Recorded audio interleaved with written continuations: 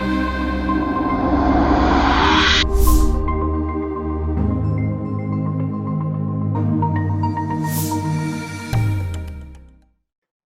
this video, we will cover Snmp trap reception on Linux.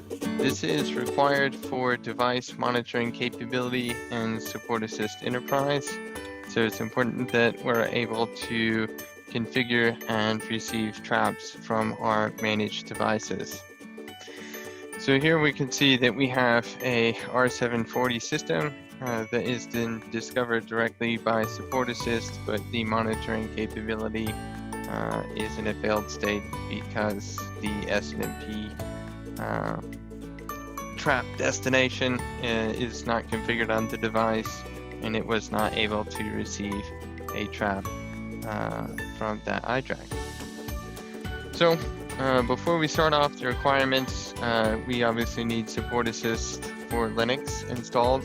We're going to use CentOS 7.8 for this video.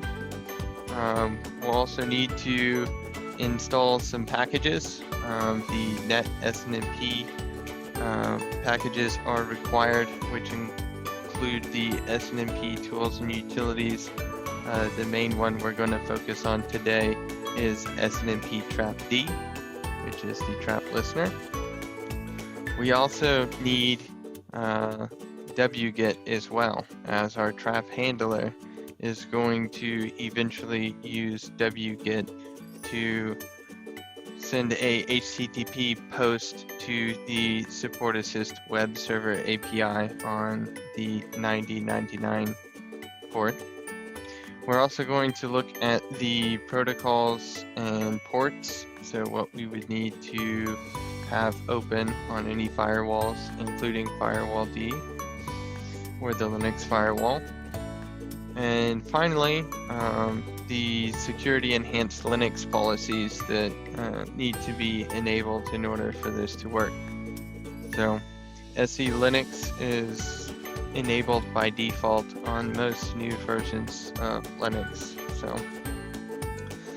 we'll go ahead and get started here.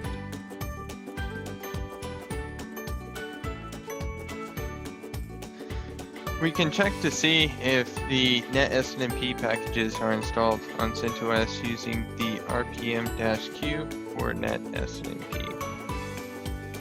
And we can see that it's not installed. In this case, we'll use the yum package manager to install the net Snmp.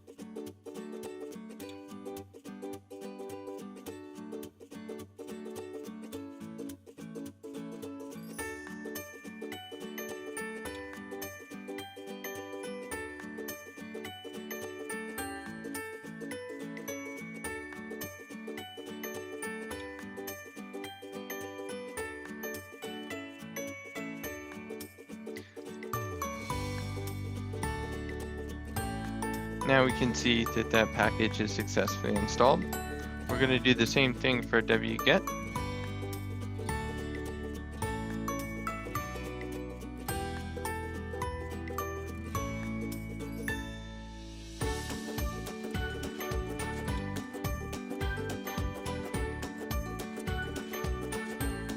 And now we can see that wget is also installed. The next thing we need to do is configure the Snmp Trap D service to use the net Snmp config file that's provided with the SupportAssist installation when we install SupportAssist for Linux. That SupportAssist configuration file is located in the opt Dell SupportAssist config folder, and we can see it is the SupportAssist net snmp.conf.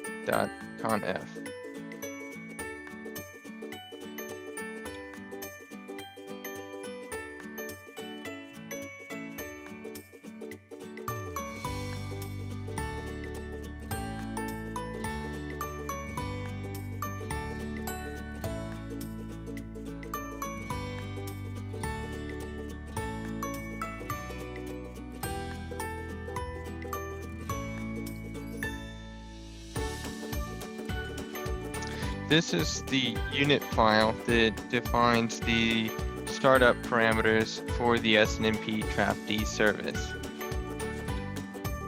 We're going to open that using nano or vi.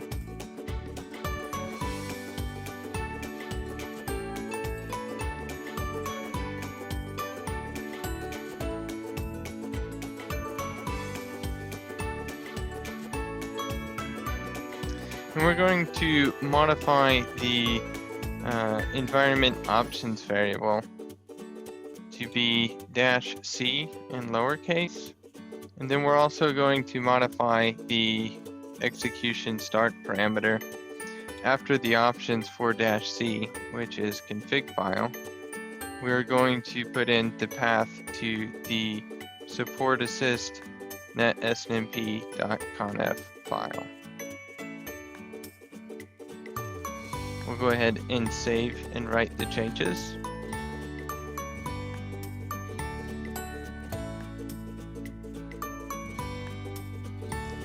And we can verify that the changes are in fact saved and correct.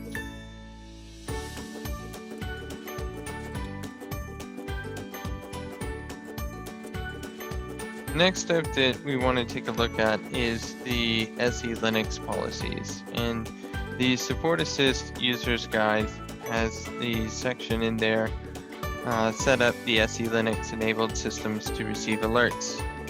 What we're going to do is create a type enforcement file. And we have already got this created on the target system, but we can pretty much copy and paste that. And you'll see we have the SupportAssist policy .te. And that's exactly as written in the user's guide.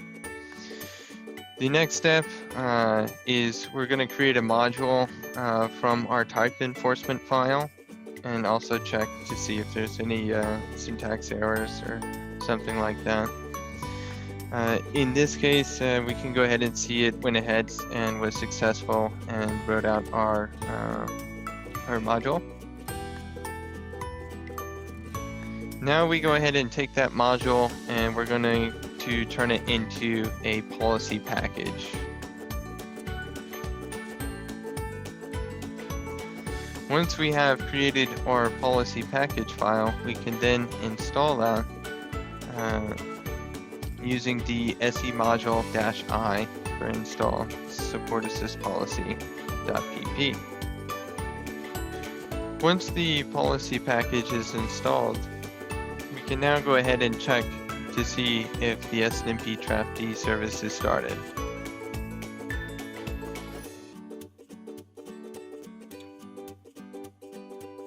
Here we can see that it is inactive. We can also check to see if Snmp trapd is running as a process. If Snmp trapd was running as a process, we could then send the kill command with the process ID to terminate it. Now we're going to start the Snmp trapd service using the unit file.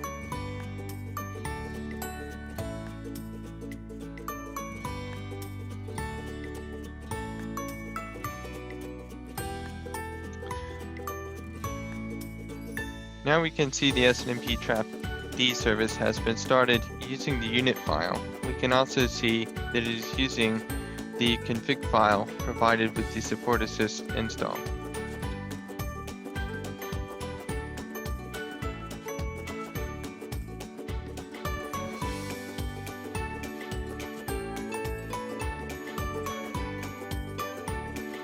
We check netstat, we can also see that UDP 162 is listening for Snmp trapd. So Snmp traps use UDP port 162. That is the well-known port for that type of traffic. We can also look at the Linux firewall, and that is going to be the Firewall D. and we can see that this system does have an active firewall.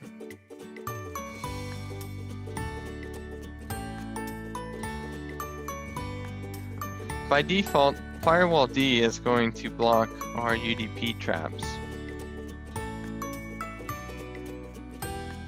What we need to do is identify what our management interface is. We can use ifconfig to find ETH0. We can then check firewall-cmd to get the active zones. We can see that ETH0, or our management interface, is using the public zone. If we wanted to list out the active rules for the current zone, we can use the list all command. And in this case, we can see that we've already added a rule to allow UDP 162 traffic.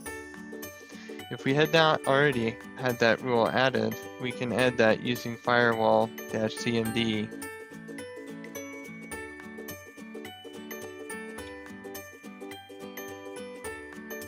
with the add port switch.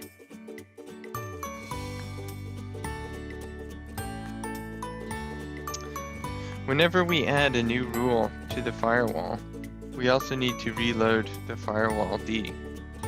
We can do that using firewall-cmd with the reload switch.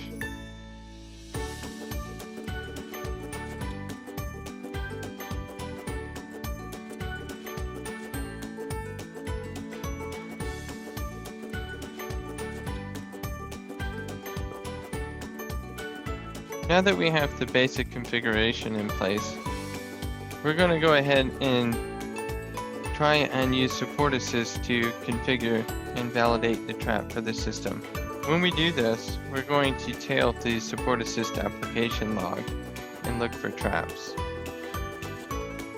The SupportAssist logs are located in the opt Dell SupportAssist logs directory under the application.log. So we'll tail the file and search for traps.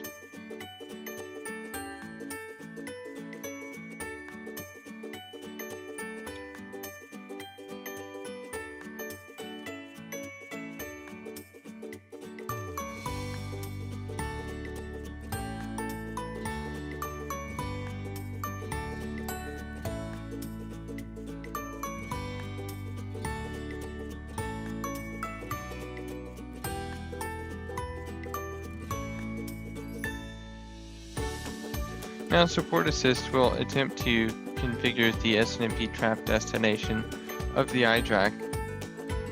Then it will attempt to send the test Snmp trap method using WSMan, and it will wait to hear the trap come back from the iDRAC.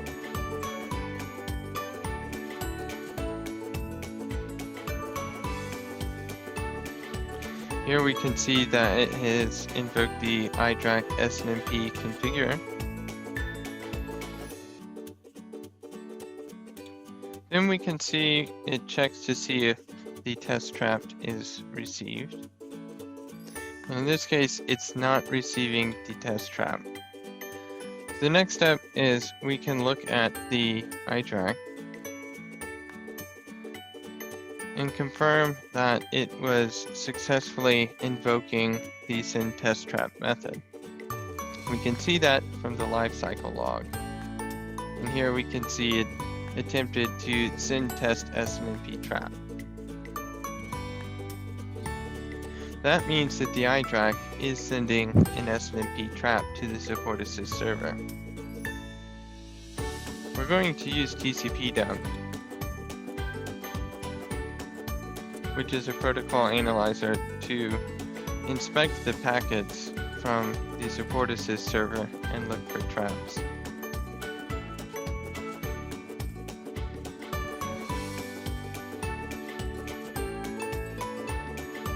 In this case, our management interface is ETH0, so we will tell TCP-dump to listen on interface 0 and use the port 162 filter.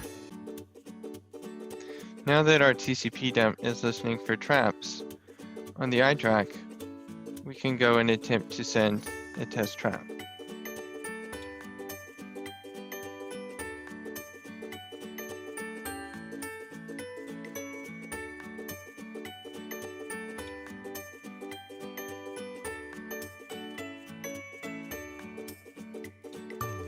Here we can see that TCP dump is successfully receiving the test trap.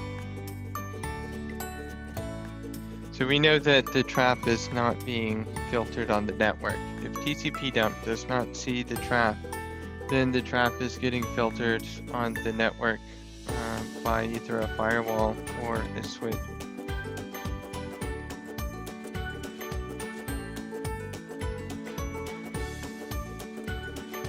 Now that we know traps are making it to our management interface, the next step would be to check the firewall. And in this case, we know that our firewall already has the rule to allow the UDP 162 traffic. So this traffic should be passed along to our Snmp trapd service.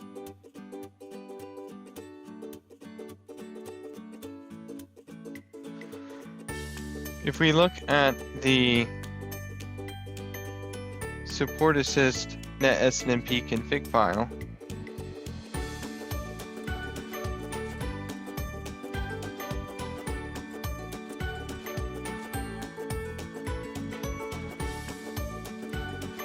this config file points to the trap handler.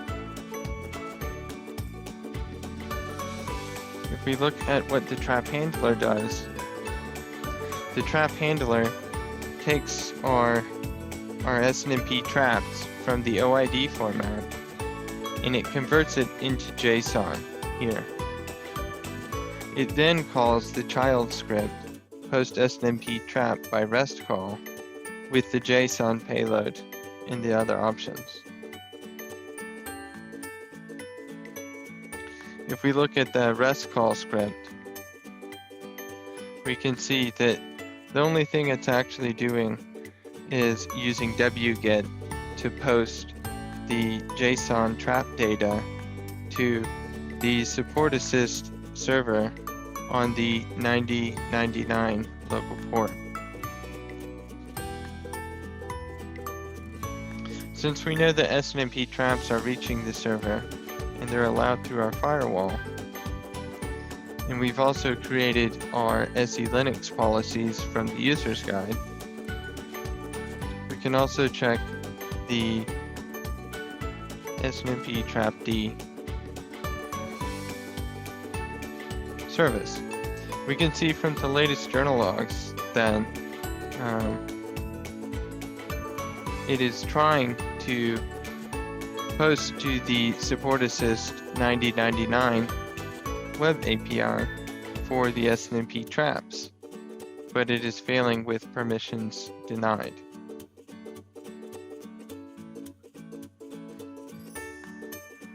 This is why our SupportAssist application log does not contain any traps. We can also manually test the SupportAssist web API using a manual wget call. I will put an example of the manual wget call in the description section of this video.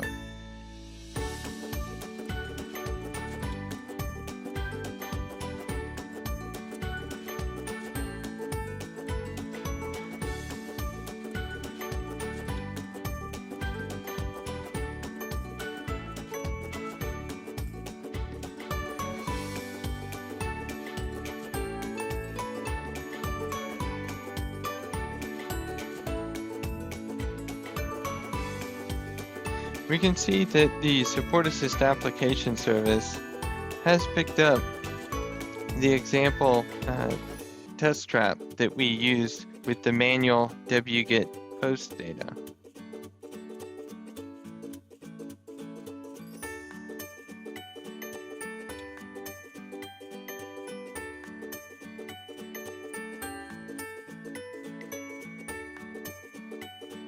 It's from our example Kale HV1 system. And then we can see down here, again, that matches from our manual payload that we sent. So we know that manually calling the wget call to the SupportAssist 9099 API is successfully transforming the traps into the SupportAssist application log. However, when the Snmp trapd service is firing the trap handler, they are not making it through to the SupportAssist service itself. And again, we see that is due to these permissions denied. We can also see that our SE Linux policy is currently enforcing, but we've already added the SE Linux policies from the user's guide before. So in this case, what we need to check is we need to use the audit to allow. And in this case, we can see that it is finding that SE Linux is blocking wget from doing the operation that it needs to be able to do. And if we add the W on here, it will tell us why.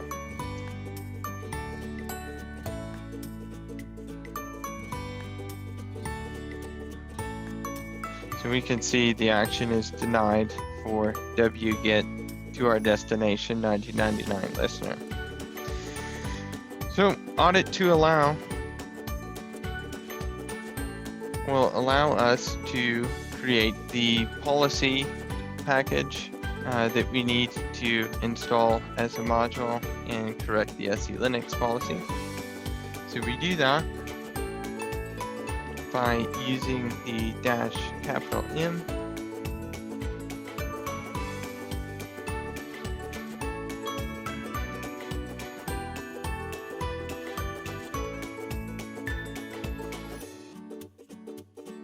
And then the name of our enforcement file, which in this case, we're going to call it snmpdt.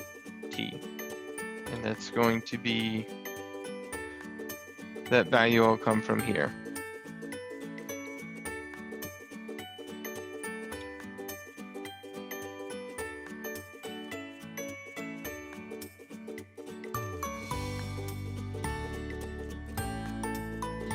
Now we'll go ahead and install and make our policy active using the SE module -I and our policy package.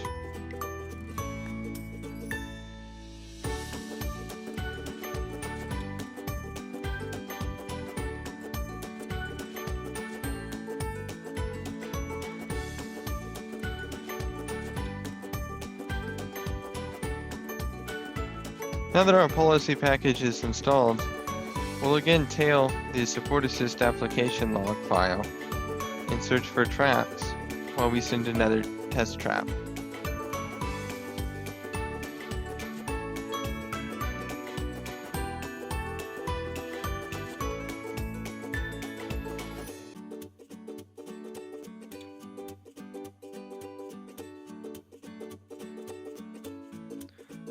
This time, we can see that the SupportAssist application service is now picking up the test trap that we just sent from our iDRAC. And it's going to be from the new lab system. So at this point, the Snmp trapd configuration should be fully functional. So if we go back to our SupportAssist and we tell it to revalidate this device,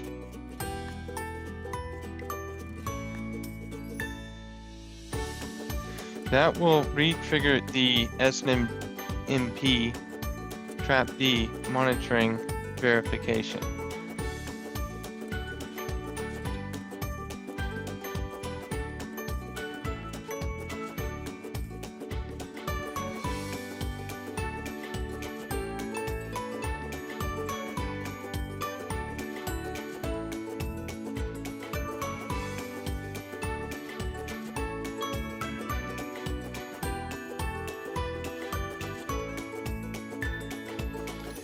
we can see it is fired another trap. It's received it, confirmed it's a test trap. So once our revalidation is completed, we should see a green for the monitoring status for this particular device. Now that validation history completed, we can now see that the monitoring capability has now greened up. I hope this video was informative. Thank you for watching. Have a good day.